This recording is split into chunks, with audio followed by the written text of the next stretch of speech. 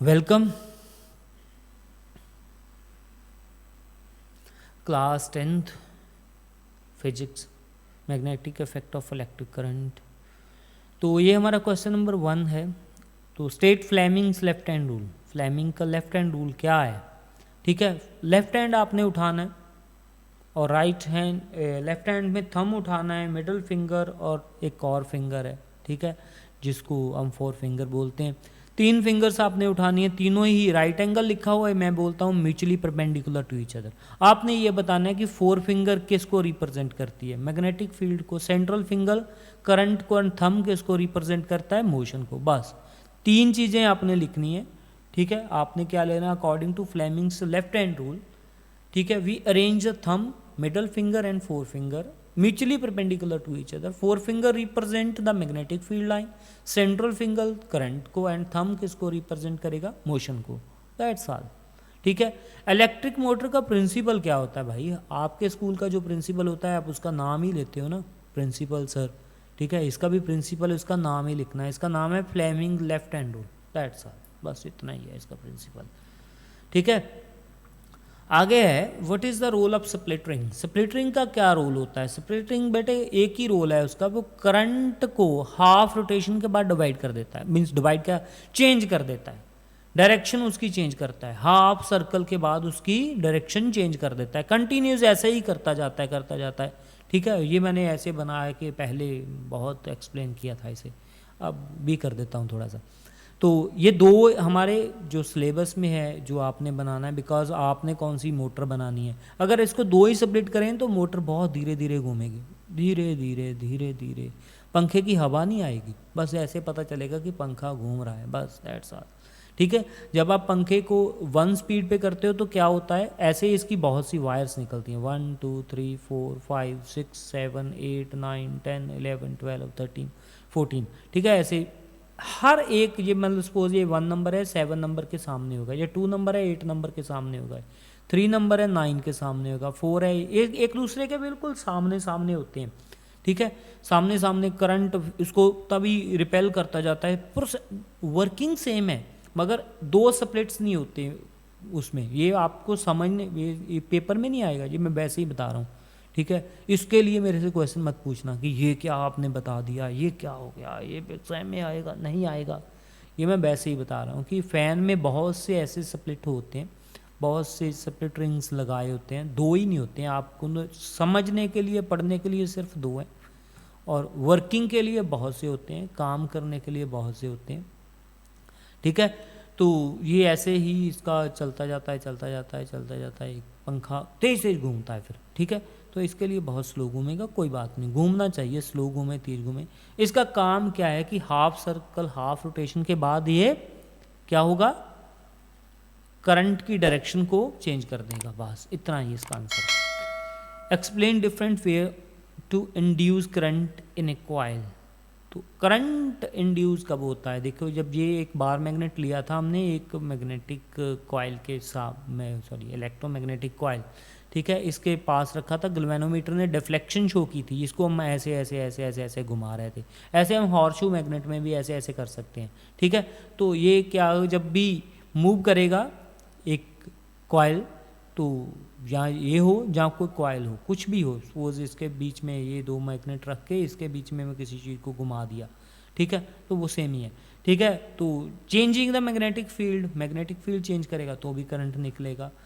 तो horseshoe magnet में कोई परमानेंट मैग्नेट रख दीजिए, उसको मूव करवाइए तो भी करंट इंड्यूस होगा। अब इलेक्ट्रिक जनरेटर का क्या प्रिंसिपल है भाई? इसका प्रिंसिपल है इलेक्ट्रोमैग्नेटिक इंडक्शन, जहाँ फ्लेमिंग राइट हैंड रूल, उसका लेफ्ट हैंड था, इसका राइट हैंड है, ये याद रखना है।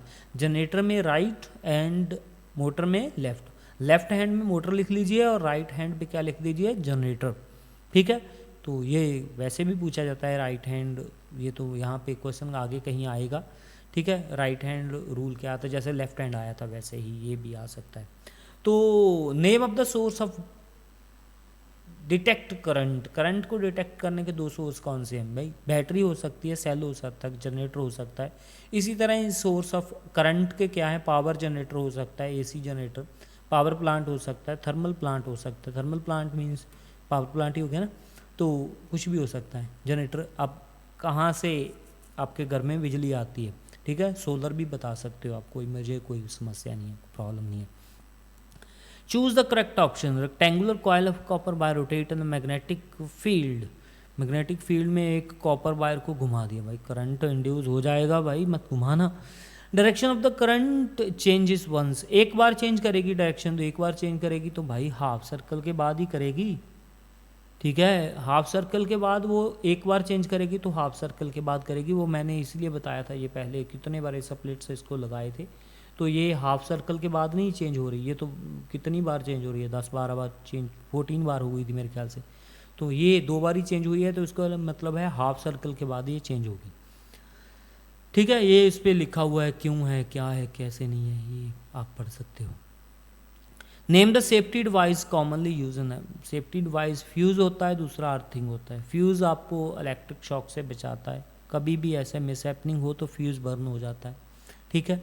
तो अर्थिंग ज़्यादा करंट हो उसको लीकेज करके ग्राउंड में ले जाती है, तो ये इसका दोनों का सेफ्टी पर्पस के लिए हम यूज़ करते हैं। ये एक हमारे पास न्यूमेरिकल है, तो जिसकी पावर हमारे पास 2 किलोवाट है, ये पावर मैंने लिखी है 2 किलोवाट। पोटेंशियल हमारे पास 220 वोल्ट है एंड करंट 5 एम्पियर का फ्यूज़ लगा होता है, मीन्स यहाँ वायर की रेटिंग है, ये रेटिंग है, ठीक है। तो आपने बताना है कि ये 5 एम्पियर का जो फ्यूज़ है, जो वायर है, ये इनफ है इस चीज़ को चलाने के लिए, तो इसका करंट हमने निकालना है। I is equal to P upon, वैसे तो P is equal to V I होता है, पहले ही फॉर्मूला, इसमें कुछ नया नहीं आया, ये पहला फॉर्मूला है जो पीछे वाले चैप्टर में आपने किया था। I is equal to P upon V है, तो P पावर है 2000 वाट, किलो वाट को हमने वाट में चेंज कर लिया और V इसके साथ डिवाइड किया, 9.09 आंसर आ गया। तो ये हमारे पास फ्यूज़ 5 एम्पियर का लगा है, तो वो करंट लेगा 9, ठीक है। तो इसका मतलब क्या है कि वो जो फ्यूज़ है वो बर्न हो जाएगा, जल जाएगा, काम नहीं बनेगा उसके साथ, ठीक है। इसके साथ आप इस ओवन को मत चलाइए, ठीक है। जहाँ तो वायर जल जाएगी, यहाँ फ्यूज़ बर्न हो जाएगा, कुछ ना कुछ तो होगा। What precaution should be taken to avoid the overloading. Overloading के लिए ये मैंने देखो ऐसे बनाया, ये 3 पिन एक प्लग होता है, आप ऐसे घर पे लगा होगा, आप उस पर एक सॉकेट लगाते हो ऐसे ही, तो जिस पे ये 3 तो होते ही हैं, इसके 2 ऊपर भी होते हैं, कई बार 2 नीचे होते हैं, कई बार कई तो ऐसे होते हैं इनके 2 साइड में भी होते हैं ऐसे, तो आप इस पर भी 2 लगा देते हो प्लग, एक इस पर भी लगा देते हो, इस पर भी लगा देते हो, इस पर भी लगाते हो, ये सामने वाले पे भी लगा देते हो, इसको 5 प्लग लगा देते हो, तो उसका स्विच दबा देते हो, तभी वो जल जाता है। तो एक सॉकेट जो सिंगल सॉकेट है उस पर सिंगल टू मैनी अप्लायंस कभी ना लगाइए, ठीक है, तो वो जल जाएगा, ठीक है। Appliance should not use the same time पे कभी ज़्यादा अप्लायंस मत चलाइए, ठीक है। तो फॉल्टी अप्लायंस मत चलाइए, जो पहले से ही ख़राब है उसको आप चला के इस पर चेक करोगे तो यह जलेगा भाई। फ्यूज़ लगाना ज़रूरी है, फ्यूज़ हमारे लिए बहुत ज़रूरी है, फ्यूज़ लगाओगे तो ही बात बनेगी। ये हमारा हम ख़त्म हो गया, दैट्स ऑल, शुक्र है भगवान का, ये ख़त्म हो, 2 बार करना पड़ा अब मुझे ये, ठीक है। तो एनी हाउ कोई बात नहीं, मेरी मिस्टेक है, आपकी नहीं है। तो ये हमारा काम ख़त्म हो गया। बातें करते हैं, बात ये है कि आगे वाले जो हमारे आएंगे उसमें हम NCERT के जो पीछे वाले क्वेश्चंस हैं वो पढ़ेंगे।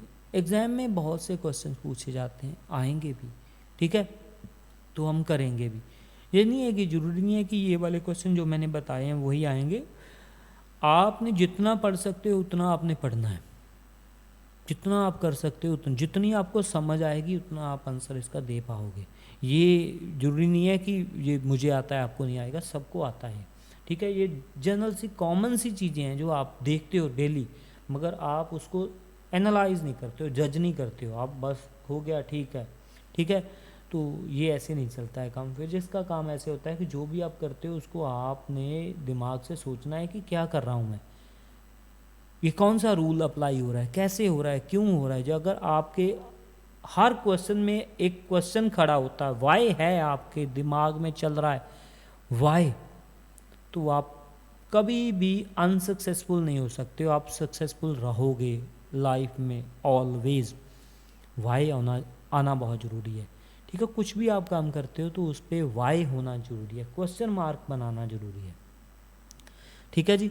तो क्वेश्चन मार्क लेके चला करो, मेरे से भी पूछ सकते हो, मैं नहीं कहता हूँ नहीं पूछ, पहले आप अपने दिमाग से पूछिए, ठीक है। आपने अपना दिमाग शार्प करना है, मुझे नहीं तेज करना है, ठीक है। आप मुझसे क्वेश्चन पूछते हो, मैं अपने दिमाग से पूछता हूँ, फिर आपको बताता हूँ। तो पहले आप भी कोशिश कीजिए, अपने ब्रेन से पूछिए, वो आपको आंसर जरूर देगा, ऐसी बात नहीं, ठीक है बेटे। मिलते हैं नेक्स्ट लेक्चर में, ठीक है। तो नेक्स्ट लेक्चर में कुछ और बातें करेंगे और क्वेश्चंस करेंगे। ओके बेटे, take care, good luck, take care, bye.